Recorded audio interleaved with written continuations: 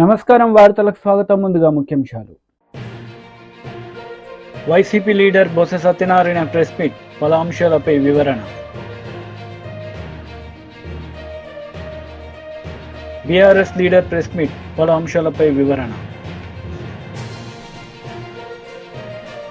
Botsa Satyanarayana media సమావేశం నిర్వహించారు. ఈ సందర్భంగా పలు అంశాలపై ఆయన మాట్లాడారు. అంతా కూడా ఎంతో శాంతియుతంగా, సామరస్యంతో, సోదరభావంతో ఉన్న ప్రాంతం.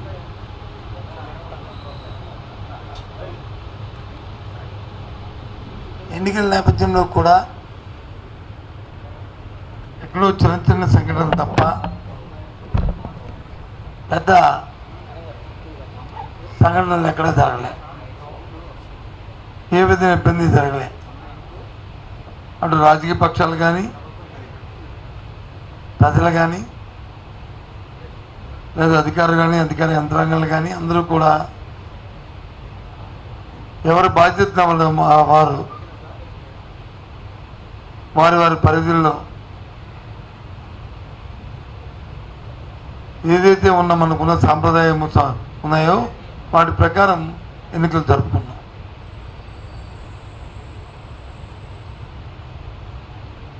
అయిన తర్వాత ఒకటి రెండు చిన్న చిన్న సంఘటనలు జరుగుతున్న నేపథ్యంలో వాటిని రాజకీయ లబ్ధి కోసం, రాజకీయ కోణంలో దయచేసి శాంతియుతంగా ఉన్న మా ఉత్తరాంధ్ర ప్రాంతంలో ఇటువంటి సంస్కృతి లేని నేపథ్యంలో రాజకీయాల కోసం లేనిపోయిన రాజకీయ ఆరోపణలు చేస్తూ వాటిని ప్రేరేపించొద్దని అన్ని పార్టీలని కోరుతున్నాను. ముఖ్యంగా పోలీసు వ్యవస్థను కూడా కోరుతున్నాను. నిష్పక్షపాతంగా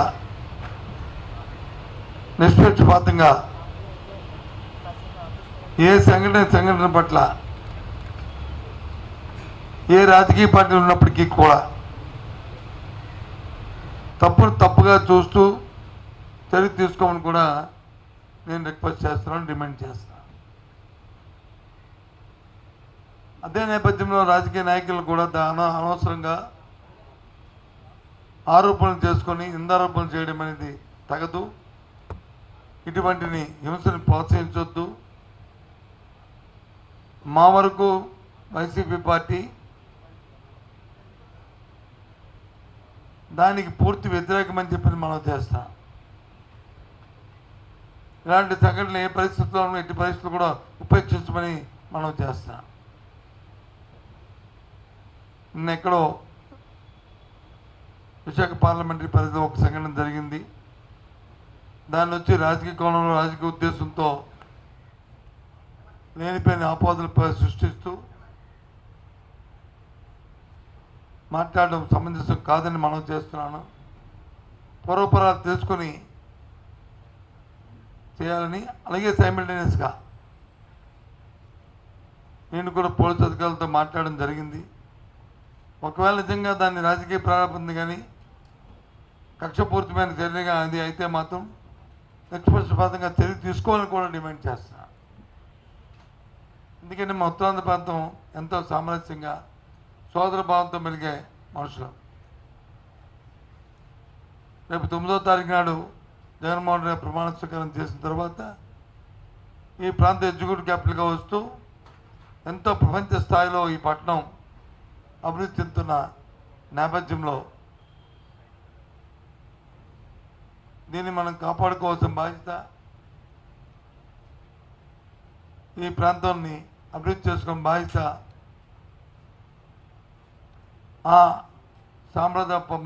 మన సాంప్రదాయాల్ని మనం కొనసాగించిన బాధ్యత ఈ ప్రాంత పౌరులుగా, ఒక రాజకీయ పార్టీ నేతలుగా కాకుండా ప్రాంత పౌరులుగా మన బాధ్యత అని చెప్పి అన్ని రాజకీయ పార్టీలు కూడా నేను కోరుతున్నాను. దయచేసి అందుకోసమే మీ ద్వారా చెప్దామని ఇవాళ ఈ పత్రికా సమావేశాన్ని ఏర్పాటు చేశానని మనం చేస్తాం.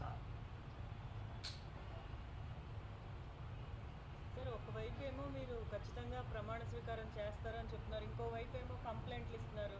ఏమైనా మేమేమి కంప్లైంట్లు వచ్చి ప్రమాణ స్వీకారానికి కంప్లైంట్కి సంబంధం లేదు. కంప్లైంట్ దేనికి నిన్న గవర్నర్ గారిని కలిసామంటే మేము ఎలక్షన్ కమిషన్ ఎవరైతే నియమించిందో ఒక అధికారిని, ఓ రిటైర్డ్ పోలీస్ ఆఫీసర్ని లా అండ్ ఆర్డర్ సంబంధించి పర్యవేక్షించడానికి, ఆ అధికారి ఏకపక్ష నిర్ణయం తీసుకోవడం వల్ల ఏదైనా కంప్లైంట్ ఏదైనా ఒక ఫిర్యాదు వస్తే దాని మీద క్షుణ్ణంగా పరిశీలన లేకుండా చర్య తీసుకొని ఏ ప్రాంతంలో అయితే జిల్లాధికారులను మార్చారో ఆ ప్రాంతంలోనే సంఘటనలు జరిగిన సంఘటన పట్ల ముందు కానీ వెనక్కి కానీ దాని మీద ఆలోచన చేయలేదని చర్యలు తీసుకోలేదని చెప్పాం. ఒక అధికారిని నియమించే ముందు ఇటువంటి సున్నితమైన సమయాల్లో అధికారి తాలూకా యాంటీడేట్ వెరిఫికేషన్ చేసుకోవాలి. పూర్వపరంలో వారి తాలూకా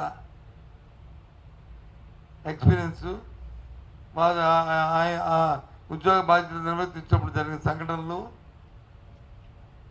అవన్నీ పరిగణలో తీసుకొని చేయవలసిన బాధ్యత ఉంది. అలా కాకుండా చేయడం వల్ల ఆ తొందరపాటు నిర్ణయాల వల్ల ఈ జరిగాయని చెప్పని గవర్నర్ గారు ఫిర్యాదు చేశాం, సెంట్రల్ కమిషన్ ఫిర్యాదు చేశాం. దాని మీద నిన్న జరిగిన తర్వాత వచ్చిన ఉత్తర్వులు కూడా మనం చూసాం.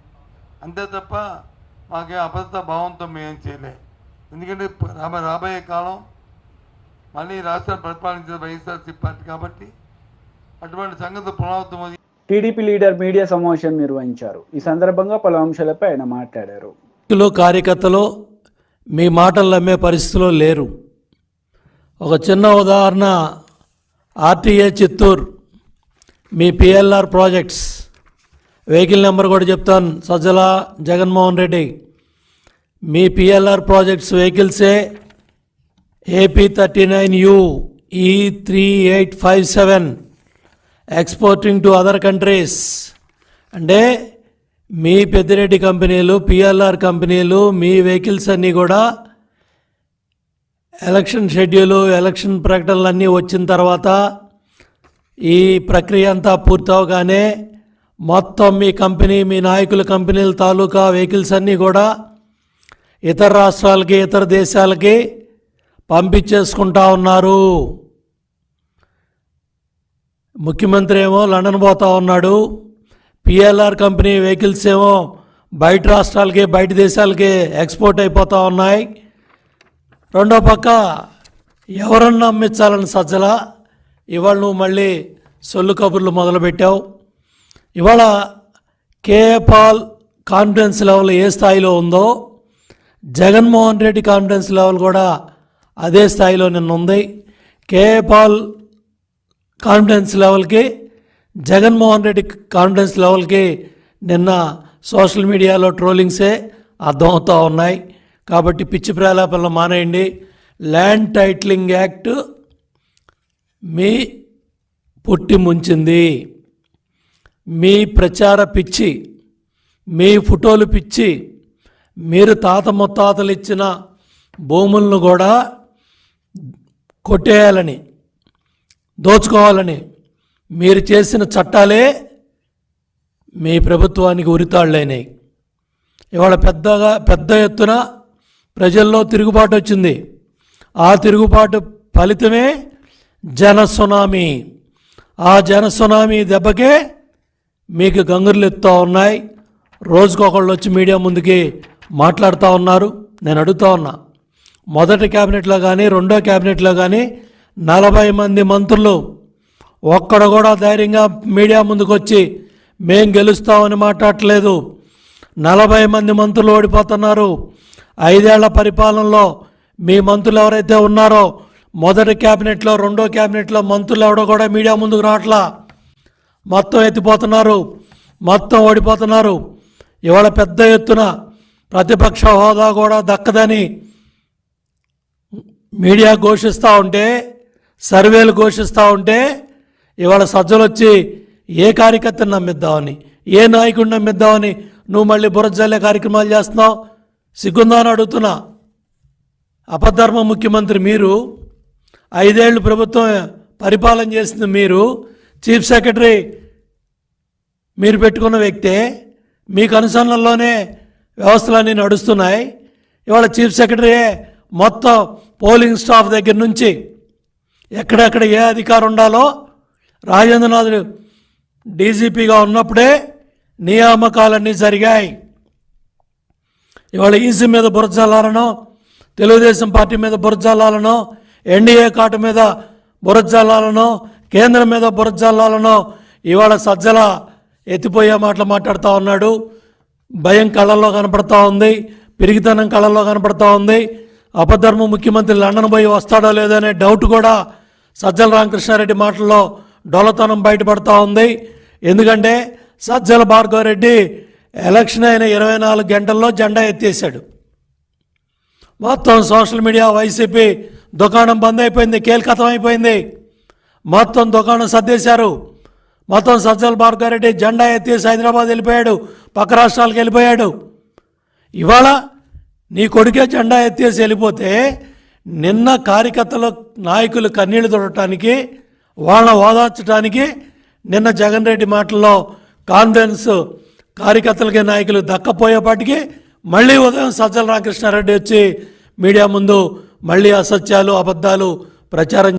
బీజేపీ లీడర్ మీడియా సమావేశం నిర్వహించారు. ఈ సందర్భంగా పలు అంశాలపై ఆయన మాట్లాడారు. చేసి పోటీ చేస్తున్నటువంటి అభ్యర్థి ఖర్చులో జమ చేసి ఆయనను డిస్క్వాలిఫై చేయమని ఈరోజు ఎన్నికల సంఘానికి సంబంధించిన అధికారికి మేము దరఖాస్తు ఇచ్చాం.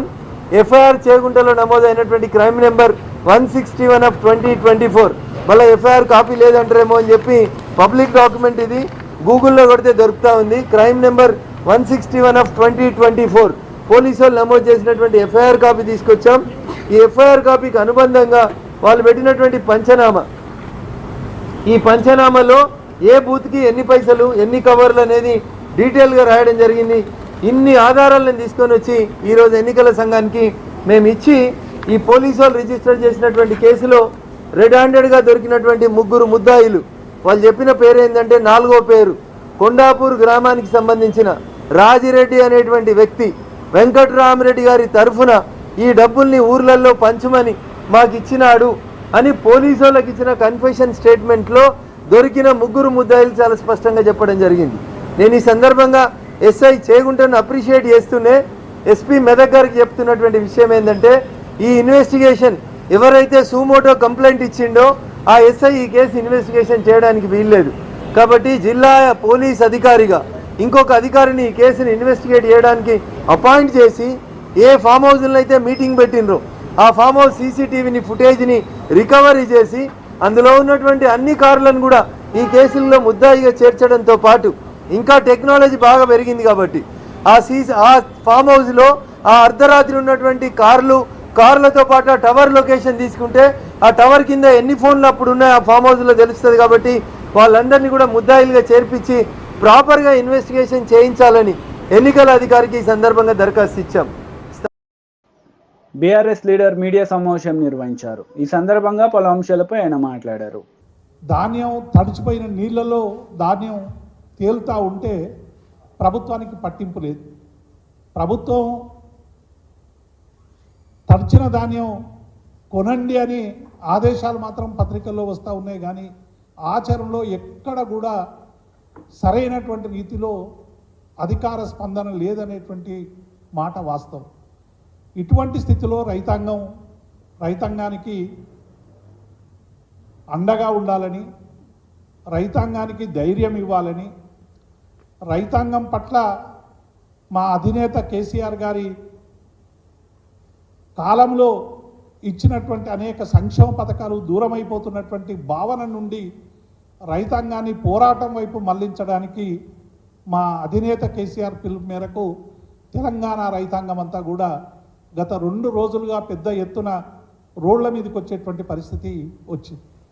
అనేక ప్రాంతాల్లో పెద్ద ఎత్తున ధర్నాలు జరిగినాయి.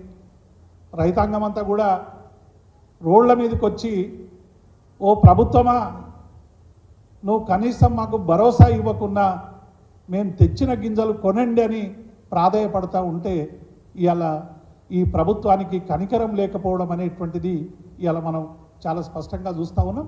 అందుకే మేము ఈ ప్రభుత్వాన్ని డిమాండ్ చేస్తూ ఉన్నాం. వెంటనే మీరు ధాన్యాన్ని అన్నీ కొనండి. ధాన్యాన్ని కొనడమే కాదు, ఇంకొక వైపు మొన్న ముఖ్యమంత్రి గారు రేవంత్ రెడ్డి గారు మాటలు చూస్తూ ఉన్నాం. మనం అనేక అడ్వర్టైజ్మెంట్లు చూస్తుంటాం, కార్పొరేట్ కంపెనీలే కానీ లేకుంటే మిగతా కంపెనీల అడ్వర్టైజ్మెంట్లు చూస్తాం. 50% ఆఫ్ అని పెడతారు, చిన్నగా ఎక్కడనో కండిషన్ సప్లై అని పెడతారు. ఇవాళ ప్రభుత్వ పరిస్థితి కూడా కండిషన్ అప్లైకి వచ్చింది. ఇవాళ ఏమైంది, తెలంగాణలో 500 బోనస్ ఇస్తామన్నటువంటి ప్రభుత్వం ఎగవేసింది. ఎగవేయడమే కాకుండా ఇవాళ ఇంకొక చిలుక పలుకులు పలుకుతూ ఉన్నది, సన్న వడ్లకు మాత్రమే, మేము సన్నాలకు మాత్రమే బోనస్ ఇస్తామని చెప్తా ఉన్నారు. తెలంగాణ రైతాంగానికి కానీ తెలంగాణ ప్రజలకు కానీ తెలుసు తెలంగాణలో పండే పంట ఏందని. 100% రైతాంగం సన్నవడ్లు వేయరు, కేవలం ఒక 20% మాత్రమే తెలంగాణలో సన్నాలు పండించేటువంటి పరిస్థితి. ఎందుకంటే సన్నాలు పండించడం వల్ల రైతాంగానికి అధిక పెట్టుబడి ఒకవైపు, దిగుబడి తక్కువ వస్తుంది అనేటువంటి ఒక దాంతో ఇవాళ ఎవ్వరు కూడా ఆ వైపు పోతలేరు.